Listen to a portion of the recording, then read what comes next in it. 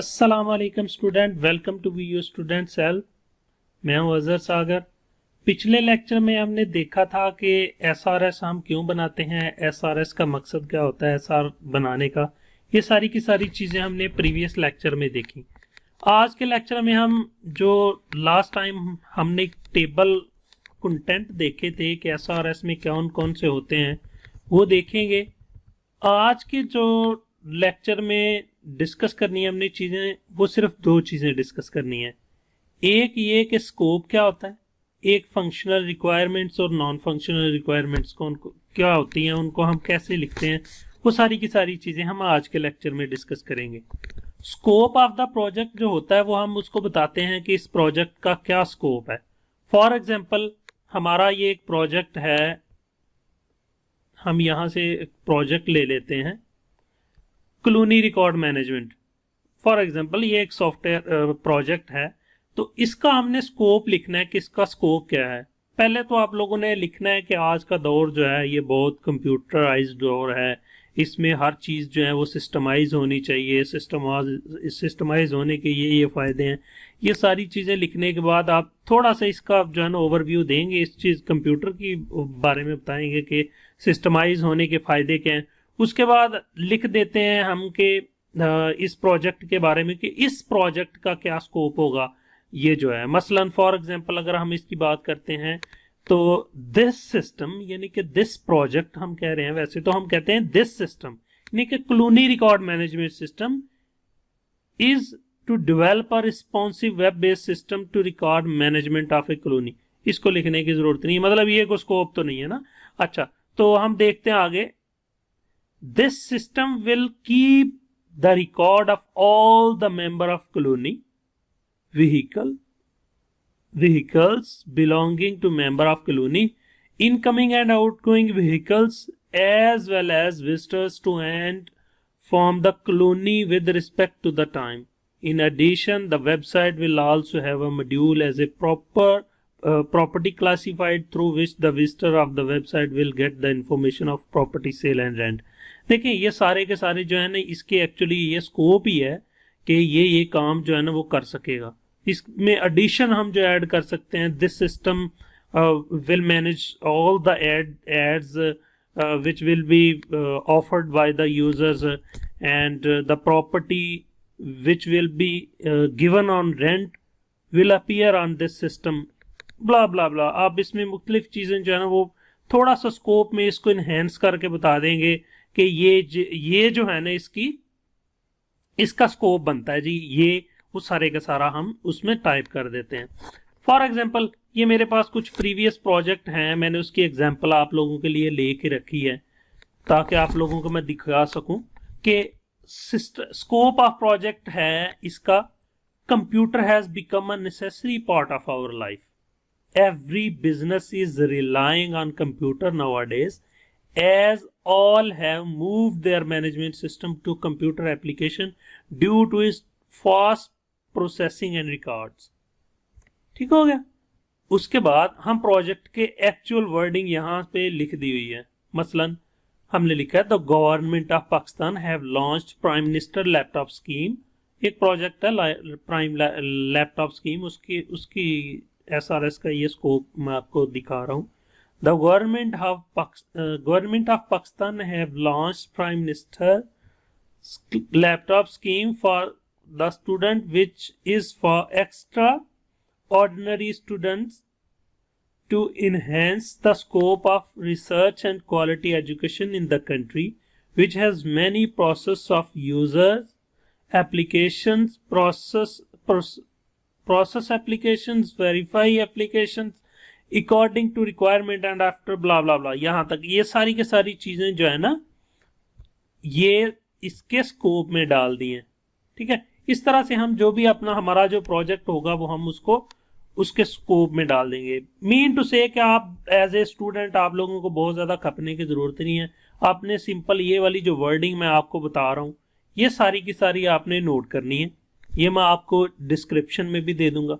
ये आप लोगों ने ये सारी इतनी सी डिस्क्रिप्शन को कॉपी करना है, अपने वर्डिंग में लिख सकते हैं, आप सेम एज इट लिख सकते हैं, अपनी वर्डिंग में लिख दें तो बेस्ट है। उसके बाद आप लोगों ने, अगर आप लोगों का ये प्रोजेक्ट है तो आप क्या करेंगे कि यहाँ पे आएंगे, द सिस्टम, वेबसाइट की जगह आपने लिखा ना the system will keep record, यहां से लेके यहां तक कॉपी करें, तो यहाँ पे आके इसके नीचे सारे के नीचे डाल दें। मतलब ये कि यहां से लेके यहां तक आपने उसको कॉपी पेस्ट कर देना है। ठीक हो गया? तो आपका जो है ना प्रोजेक्ट का स्कोप लिखा जाएगा। उसके बाद आ जाएगी फंक्शनल रिक्वायरमेंट। फंक्शनल रिक्वायरमेंट मैंने आप लोगों को एक असाइनमेंट भी करके दिखाई थी फंक्शनल रिक्वायरमेंट की। फंक्शनल रिक्वायरमेंट क्या होती हैं कि आपके सिस्टम में फंक्शंस कौन कौन से होते हैं, कौन कौन सी रिक्वायरमेंट्स होंगी उसकी।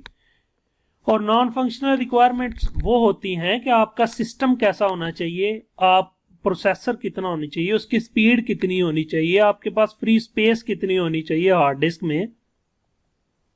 जितनी भी ये वाली जो रिक्वायरमेंट होती है सिस्टम से रिलेटेड, वो सारी की सारी आती है नॉन फंक्शनल रिक्वायरमेंट में। अगर आप अपना प्रोजेक्ट देखते हैं तो यहाँ पे सर ने ऑलरेडी फंक्शनल रिक्वायरमेंट अलग से करके लिखी हुई है। ये सारी की सारी फंक्शनल रिक्वायरमेंट्स हैं।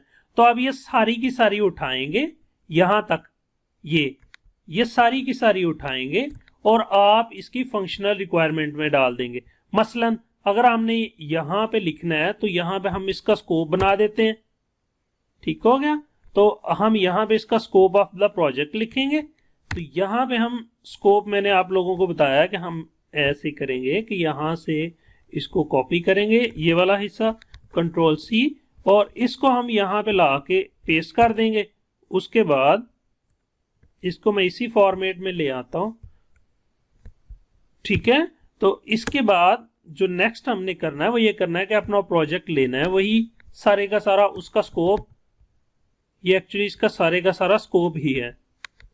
मैं बहुत आसान तरीके से आप लोगों को अपनी एसआरएस बनाना सिखा रहा हूं ताकि आप लोग पेड की तरफ ना जाएं, अपना सारे का सारा जो प्रोजेक्ट है वो खुद बनाएं। कोई रॉकेट साइंस नहीं है ये। तो यहां पे आप ये डालेंगे तो ये ले जी आपका स्कोप लिखा गया। ठीक हो गया? तो हम यहां से इसको पहले ठीक कर लेते हैं कि जो जो एरर आ रहे हैं, मतलब वो लाइन की सीक्वेंस थोड़ी सी चेंज हो गई है, वो हम चेंज कर लेते हैं। तो ये जी हमारा आ गया जी, आवर सिस्टम,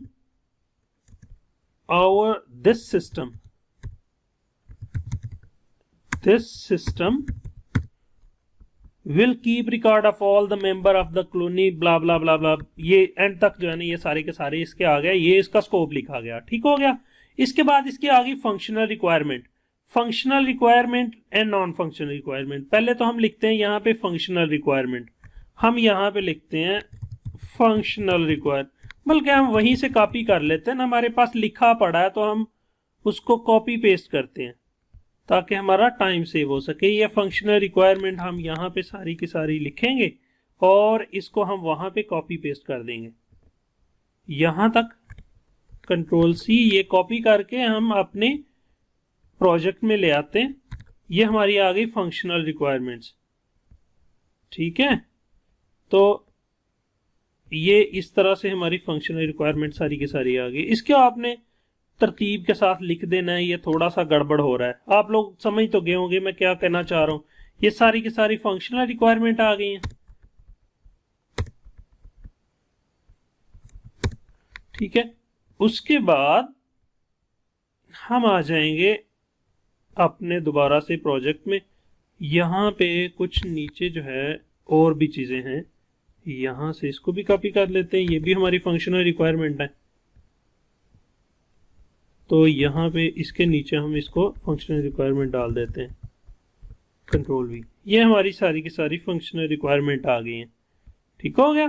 तो अब हम आ जाते हैं जी अपनी नॉन फंक्शनल रिक्वायरमेंट्स में।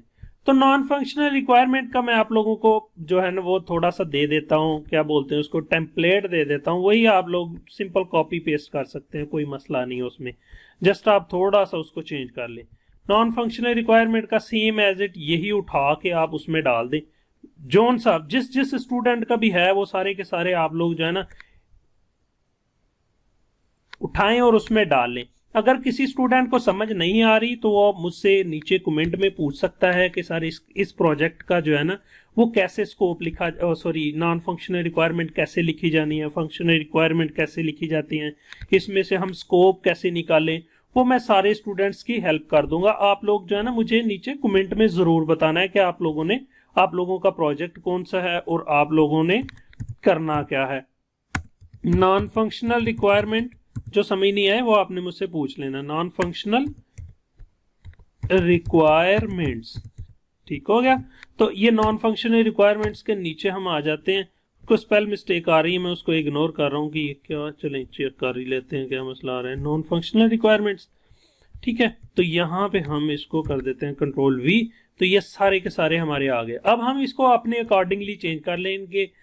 अच्छा, परफॉर्मेंस आप लोगों ने उसको देखा है कि उसकी परफॉर्मेंस के बारे में सर ने क्या कहा, उसने जो हमारा यूजर है उसने क्या कहा हुआ है कि वो कैसा होना चाहिए।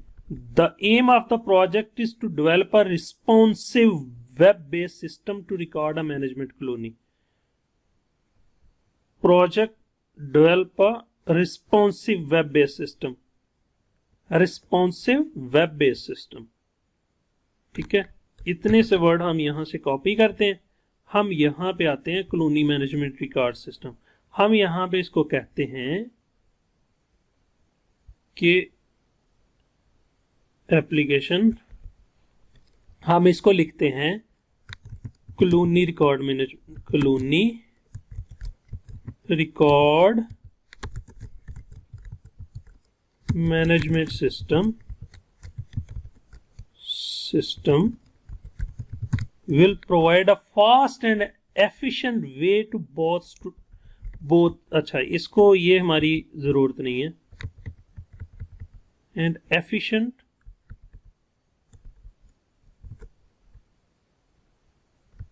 and responsive web based system, ठीक हो गया। अब हार्डवेयर क्या है? Application will be hardware and OS independent which will make it easy to use and any platform just need a web explorer, ठीक हो गया।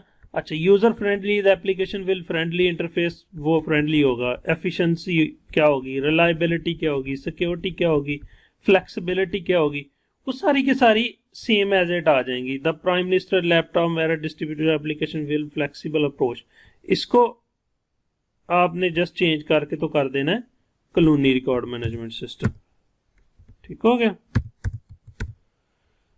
ये कर देंगे तो ये आप लोगों का बन जाएगा कॉलोनी रिकॉर्ड मैनेजमेंट सिस्टम का, ठीक है। ये आपकी आ गई नॉन फंक्शनल रिक्वायरमेंट। हार्डवेयर में कुछ चीजें आप लोगों ने एडिशनल ऐड करनी है। वो क्या करनी है कि इसकी रैम क्या होगी, रैम, इसकी स्टोरेज कितनी रिक्वायर है इस सिस्टम को चलाने के लिए। अगर ये वेब एप्लीकेशन है तो इसके लिए होस्टिंग कितनी रिक्वायर होगी, होस्टिंग स्पेस एक्चुअली बोलते हैं, जो स्टोरेज लिखी है वही हो गई, ठीक है। इसके अलावा और क्या क्या चीजें चाहिए होंगी वो सारी की सारी इसमें आप लोग लिख देते हैं। रैम लिख दें, स्टोरेज लिख दें, दैट्स इनफ कि रैम इतनी चाहिए, स्टोरेज इतनी चाहिए, मेरा ख्याल है कि इतनी काफी है।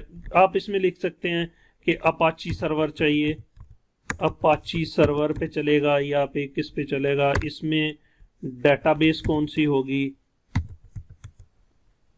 ब्ला ब्ला, इसमें डेटाबेस, वो सारी की सारी चीजें आप इसमें लिख देंगे। आप मुझसे वीडियो में नीचे कमेंट में डिस्कस कर सकते हैं। मैं आपको मजीद जो है ना इसको ओवरव्यू भी दूंगा जब हम प्रॉपरली, मैं एक बना के SRS तो आप लोगों को डेमो के तौर पे दिखा भी दूंगा कि ये एग्जैक्ट SRS हमने इस प्रोजेक्ट की बना ली है। तो ये हो गई नॉन फंक्शनल रिक्वायरमेंट और फंक्शनल रिक्वायरमेंट हमारे प्रोजेक्ट की। आज के लेक्चर में हमने देखा कि स्कोप क्या होता है, उसके बाद हमने उसकी फंक्शनल रिक्वायरमेंट लिखी, उसकी नॉन फंक्शनल रिक्वायरमेंट लिखी। इसके बाद हम चले जाएंगे जो मेन मकसद होता है इसका SRS का, यूज केस डायग्राम। कल के लेक्चर में हम इंशाल्लाह ताला डिटेल डिस्कस करेंगे यूज केस डायग्राम को। मैक्सिमम प्रोजेक्ट की जो नीचे जो लोग वीडियो के नीचे कमेंट कर देंगे, अपने प्रोजेक्ट बता देंगे, मैं उन प्रोजेक्ट की कोशिश करूंगा कि सबकी यूज केस डायग्राम 1 बाय 1 करके बना के आप लोगों को दिखाऊं ताकि आप लोगों को अच्छे तरीके से समझ आ जाए। आप अपने तौर पे भी ज़रूर प्रैक्टिस करें और प्रैक्टिस करने के बाद मुझे दिखाएं कि सर ये हमने बनाई है, तो मैं आप लोगों को बताऊंगा कि ये ठीक है या नहीं ठीक, या क्या चीज़ें इसको ज़रूरत है, क्या चीज़ें रिमूव करने की ज़रूरत है, क्या ऐड करने की ज़रूरत है, वो सारी की सारी चीज़ें सिखाऊंगा। फिर उसके बाद कल के लेक्चर में हम यही डिस्कस करेंगे यूज़ केस डायग्राम के बारे में। उसके बाद फिर हम फर्दर चले जाएंगे यूजर सिनेरियो के बारे में, अडॉप्टर मेथोडोलॉजी के बारे में, जिसको हम SDLC भी बोलते हैं, सॉफ्टवेयर डेवलपमेंट लाइफ साइकिल। हम कौन सा प्लान यूज करेंगे, इसमें कौन सी मेथोडोलॉजी यूज करेंगे, वो सारी की सारी चीजें हम डिस्कस करेंगे। ये सारे के सारे ये जो चीजें हैं ना, ये अडॉप्टेड मेथोडोलॉजी और वर्क प्लान, ये तकरीबन सारे स्टूडेंट की सेम ही होंगी। स्कोप जो है ये थोड़ा सा डिफरेंस होता है, बाकी मैंने आप लोगों को बता दिया। Functional requirement, non functional requirements आप लोगों को लिखने की जरूरत नहीं है, वो आप लोगों ने अपने को लिखी लिखाई आप लोगों ने अपने पास डाल देनी है। यूज केस डायग्राम एक्चुअली आप लोगों ने बनानी है, और यही जब फाइनल वाइवा होता है तो इसी के राउंड जो है ना 2-3 डायग्राम है, एक use case diagram, ERD diagram और डाटाबेस डायग्राम और क्लास डायग्राम। ये 4 डायग्राम्स के बारे में ही सारे क्वेश्चन पूछे जाते हैं, इसलिए कल का लेक्चर बहुत अहम है। आप लोगों ने मुझे अपने प्रोजेक्ट्स के टाइटल जो है वो बताना है कि कौन कौन सा प्रोजेक्ट है, मैं उसके अकॉर्डिंग आप लोगों को इंशाअल्लाह ताला समझाऊंगा। Thank you for watching. Allah Hafiz.